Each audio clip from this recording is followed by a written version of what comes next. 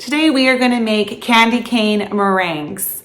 When I bring these meringues to any like Christmas gathering, or if I give them as like edible gifts to friends or co-workers, people are impressed with them like every single time. And I don't know if it's because a lot of home bakers will do cookies and squares and cakes and not meringues. I don't know if people are just like intimidated by them, but the good news is meringues are actually quite simple to make as long as you follow some strict rules regarding them. Otherwise, they won't turn out. The problem with meringues is that they're time consuming. So if you have a time crunch and you don't have very long to make a dish, do not make these. But if you have an afternoon where you're home and you have like laundry and cleaning to do, this is the treat to make. Altogether, these meringues will take about 4 hours. A lot of it is the baking time, so it's not necessarily the time that it's going to take you, but you need to be home to turn the oven off and to take them out as well. So they are going to bake for 1 hour and then they're going to rest in the oven after you turn it off for 2 hours. So 3 hours is just with that. And because they're candy cane meringues, we have some extra steps included at the end, so it takes a little bit longer. They're worth the time though if you have it, because again, they will impress the people that you are delivering these to. Okay, tip number 1, make sure your egg whites are room temperature. They cannot be cold. So have them sitting out an hour or 2 before you're gonna start making the meringues.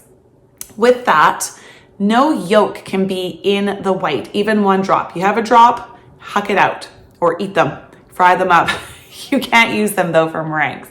So what I do is I have 2 separate bowls, and I have a bowl to separate the white and yolk with, and then another bowl that I dump the successful separation into.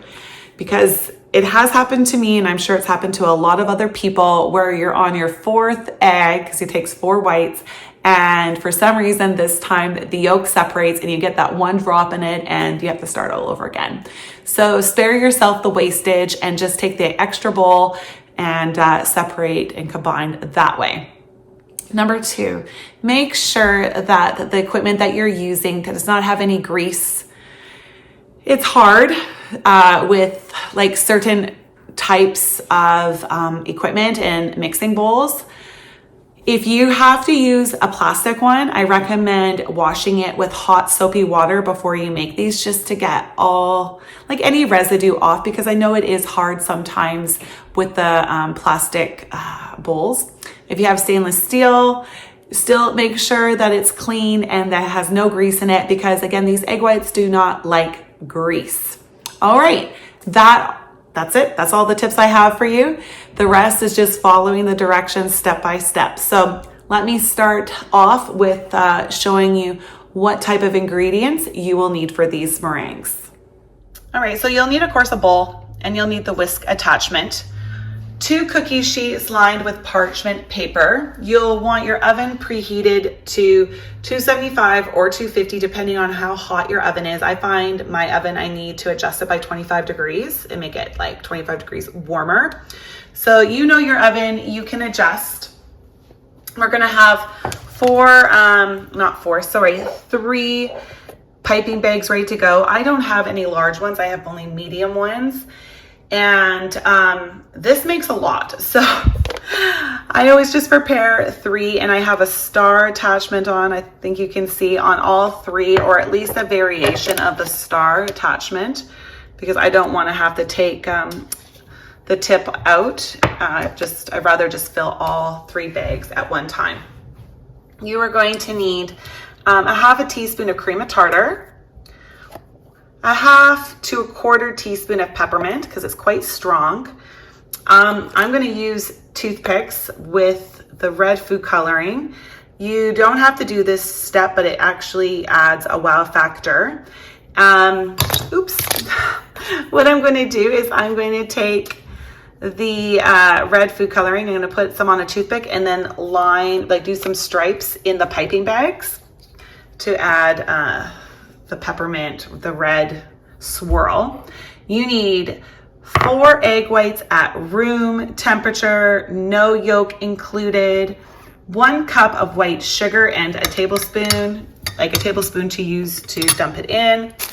Then at the end, we are going to dip them in some coating chocolate and then dip them from there into some crushed candy cane. So rather you crush the candy cane yourself or you just cheat like me and get it pre-crushed. Either way it works. And you can use regular chocolate chips as well.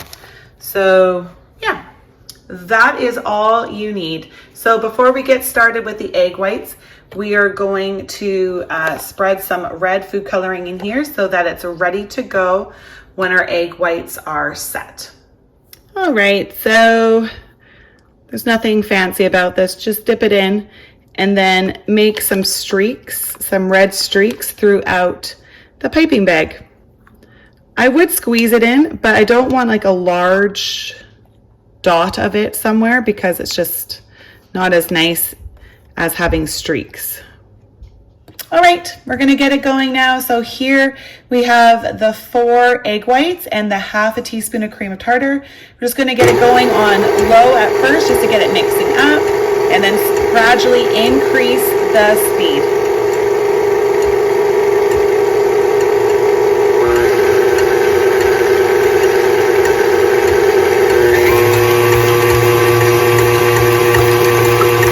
When you see that it's starting to get a little bit foamy, you are going to take your sugar that you have and your tablespoon and just start dumping it in 1 tablespoon at a time. And you're going to just wait about 20 seconds between each tablespoon of sugar, just to make sure it all dissolves properly. Also make sure that you're beating it at a high speed now.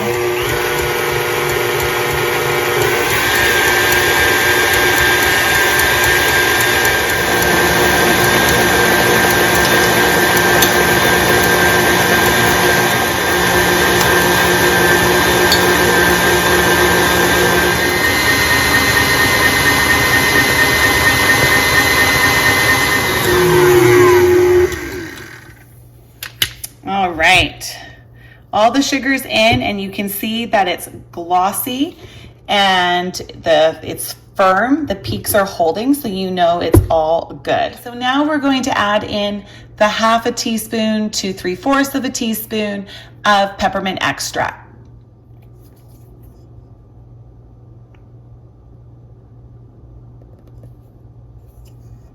So I just do a full one and then a partial full one because I don't want it too overpowering.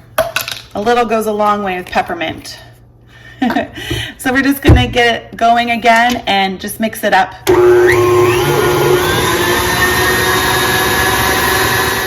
That's it. Now we're gonna transfer the meringue into the piping bags. This part of it is, you know, it can get a little messy. So roll up your sleeves. We're gonna fill the cups up with the egg white meringue. We can just do 1 cup at a time, that's fine. But yeah, your hands are gonna get pretty sticky. Time to start piping. So I'm just using a star shape, going into a circle and then pulling up at the end.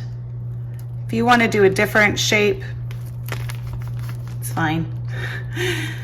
Like making them look like Hershey Kisses is really nice.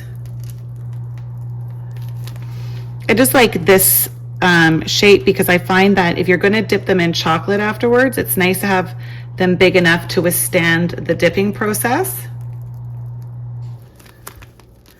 And you can see what's really nice is when the white of the meringue starts to incorporate more with, or separate more from the red, it gives it some really nice streaks. On to the second piping bag. Oop, there's the red.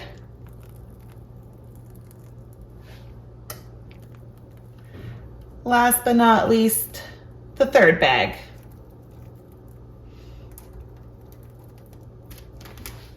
I'm not going to get a full sheet out of the third, so I'm just going to make sure I do the whole outside just to help them with the cooking, the baking time. The middle is always a little bit different, isn't it, than the outsides. All right, here they are in the oven now. They are going to bake in here for 1 hour. Okay, the 1 hour buzzer just went off. You can see the meringues have dried up nicely, baked up. So now we're just going to turn the oven off, shut the door, of course, and let them rest in there for 2 more hours. All right, the 2 hours is up and they are out of the oven, and you can see and you'll feel that they are perfectly dried out and set now. So over low heat, so like medium low heat, you are going to melt the chocolate, chocolate chips or your candy chocolate, and have your crushed candy cane ready as well, because then we'll start dipping as soon as that is melted. All right, it's melted. So now it's quite easy. We just dip in the chocolate, just the bottoms and the ends. Let the extra drip off, and then into the candy cane it goes, just like that. Super simple, but it's a really nice, nice touch. The bottom of that meringue came off.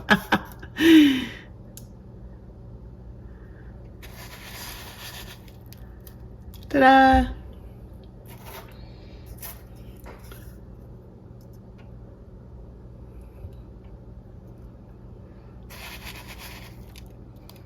Okay, and we're gonna just keep doing that till they're all done. Ta-da! They're finished. 4 hours later, but look at the end product. So pretty, so festive. Okay, so now you can enjoy them 2 different ways. You can eat them as a cookie, as is by themselves, or you can use them as marshmallows in your hot chocolate. Both are delicious and very, very enjoyable. Well, thank you so much for baking with me today. I hope that you enjoy this recipe, and Merry Christmas.